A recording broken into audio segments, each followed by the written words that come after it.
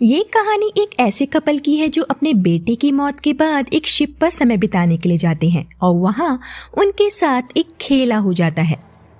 तो मूवी की शुरुआत में हम रे और उसके पति जॉन को समुंदर के बीच एक शिप पर देखते हैं। जॉन एक नेवी ऑफिसर है।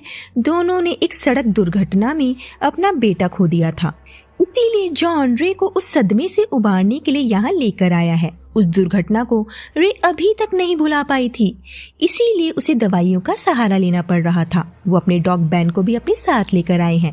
उन्हें यहाँ पर आए 3 हफ्ते हो गए थे। समुंदर के बीचों बीच जॉन को एक शिप दिखाई देती है, लेकिन उस शिप पर उसे कोई भी नहीं दिखता। उसे कुछ गड़बड़ लगती है। वो नीचे जाकर उस शिप से कांटेक्ट करने की कोशिश करता है, लेकिन उसे कोई भी रिप्लाई नहीं मिलता। तभी उसकी नजर एक बोट पर गई जो उनकी तरफ बढ़ रही थी। उसमें एक आदमी बैठा हुआ था। जॉन ने उसे अपनी शिप पर खींच लिया।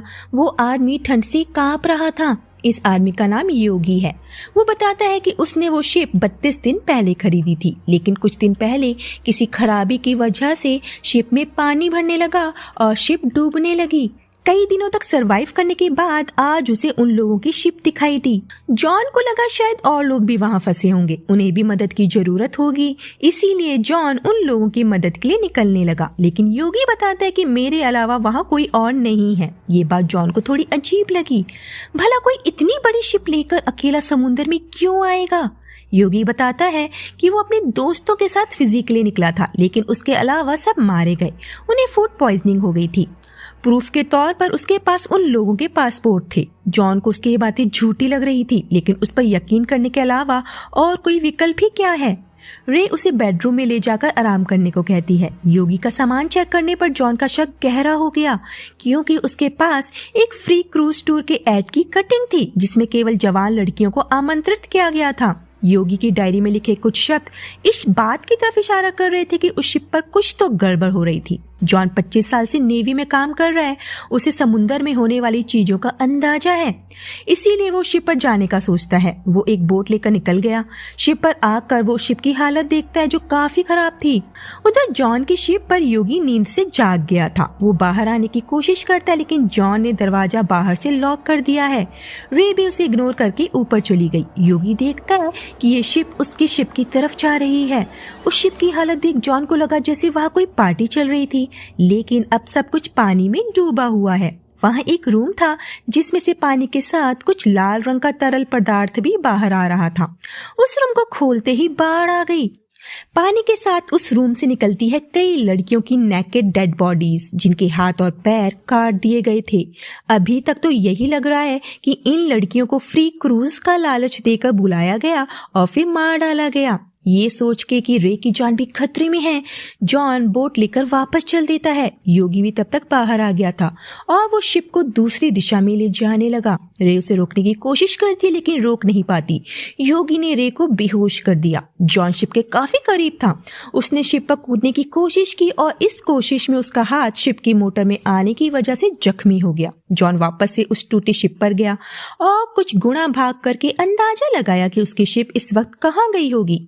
उस शिप को स्टार्ट करने के लिए जॉन उस शिप से एक पाइप के जरिए पानी बाहर निकालने लगा, लेकिन काफी घंटे बाद भी पानी नहीं निकल पाता। उधर रे को जब होश आया, वो देखती है कि योगी डांस कर रहा है। वो योगी से जॉन के बारे में पूछती है। योगी बताता है कि वो तो चला गया, इसमें सारी गलती उसी की है। उसे मेरी बात पर यकीन करना चाहिए था। योगी ने अब उस शिप को अपने कंट्रोल में ले लिया था और उसकी नीयत रे के ऊपर खराब हो रही थी। वो पागलों की तरह व्यवहार करने लगा और कहता है कि अगर वो उन लोगों को नहीं मारता तो वो लोग उसे मार डालते। रे समझ गई कि ये मेंटल केस है। वो चुपचाप अंदर के कैबिन में चली गई। उधर जॉन ने भी उस शिप का इंजन ठीक कर लिया था। शिप के चलते ही वहां एक वीडियो चलने लगा जिसमें योगी शिप में मौजूद लोगों से लड़ रहा था। योगी जब म्यूजिक सुनने में व्यस्त था, रे को रडार में एक शिप दिखी। उसका जॉन से संपर्क हो गया, लेकिन जॉन का माइक खराब था, इसीलिए वो सिर्फ टिक टिक करके ही रे की बातों का जवाब दे पा रहा है। वो रे से अपनी शिप को रोकने को कहता है।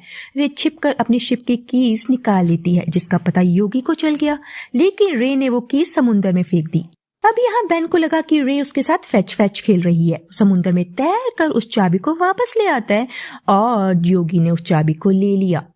रे ने खुद को बाथरूम में लॉक कर लिया। योगी उस दरवाजे को पीटने लगा। रे दरवाजा खोलती है। योगी उसे देख मुस्कुराया और दोस्ती का हाथ बढ़ाया। रे को मजबूरी में उससे दोस्ती करनी पड़ी। रे एक बार फिर से जॉन से बात करने की कोशिश करती है। जॉन उसे बताता है कि शिप में पानी तेजी से भर रहा है और 6 घंटे में शिप डूब जाएगी। तभी कनेक्शन टूट गया और रे को समझ नहीं आ रहा था कि वो क्या करे। रे को रोता हुआ देख योगी नीचे आता है और रे ने उसे बहकाने और उसका विश्वास हासिल करने के लिए एक योजना बनाई ताकि वो डेक पर रखी बंदूक तक पहुंच सके। दोनों फर्श पर चुंबन करने लगे और अपने कपड़े उतारना शुरू करती हैं। बाथरूम जाने का बहाना करके रे डेक पर बंदूक लेने आ गई, लेकिन बेन के भौंकने की वजह से उसका प्लान फेल हो गया क्योंकि योगी भी ऊपर आ गया था। रे उसे सिगरेट पीने आई थी ये कहकर बहला लेती है। वहीं जॉन की हालत पतली है क्योंकि तूफान आने की वजह से बिजली उस शिप पर आ गिरी और वुडन लॉक टूटकर उस दरवाजे के ऊपर गिर गया जिसके अंदर जॉन था और वो उस दरवाजे से बाहर नहीं आ सकता। उधर रे योगी को शयन कक्ष में ले जाकर उसके संदेह को कम करने के लिए उसके साथ हम बिस्तर हुई। बाद में वो नींबू पानी बनाती है और योगी के गिलास में नींद की दवाओं की एक भारी खुराक मिला देती है। कपड़े पहनने का बहाना बनाकर रे बंदूक लेने वापस जाती है और उसे वो बंदूक मिल गई। जैसे ही भयंकर तूफान आता है रे और योगी के बीच मारपीट हो जाती है। योगी बंदूक पकड़ लेता है लेकिन दवा के प्रभाव के कारण उसका निशाना चूक गया और गलती से रेडियो पर गोली चल जाती है।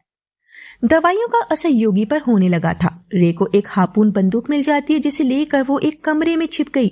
योगी बाहर दरवाजा पीट रहा था। रे ने उस हार्पून बंदूक से निशाना साधा और देखा दरवाजे से खून निकल रहा है, मतलब योगी जख्मी है। लेकिन असल में योगी जख्मी नहीं हुआ था और गलती से बेन उस तीर का निशाना बन बैठा और अपनी जान गंवा ली। योगी रे का गला घोटने लगा लेकिन नशीली दवाओं के कारण बेहोश हो जाता है। रे ने उसे बांधकर एक कमरे में बंद कर दिया और जॉन को बचाने के लिए वापस जाने लगी। शिप का तेल खत्म हो गया था इसलिए अब शिप बस हवा के सहारे ही आगे बढ़ रही है। उधर जॉन के सर को छोड़कर सारा शरीर पानी में डूब चुका है और थोड़ी देर बाद वो भी डूब गया। लेकिन उसे एक पाइप मिला जिसका दूसरा हिस्सा शिप के ऊपर था। इस पाइप से जॉन सांस ले सकेगा। उधर योगी को भी होश आ गया था और वो टूटे हुए शीशे के टुकड़े से खुद की रस्सियां काट लेता है, लेकिन रे के पास जाते ही रे ने उसके कंधे में भाले से गोली मार दी और उसे बेहोश कर दिया। फिर वो उसे एक लाइफ बोट में बहा देती है। उधर जॉन को एक रास्ता मिला जिसके जरिए वो बाहर आ चुका था।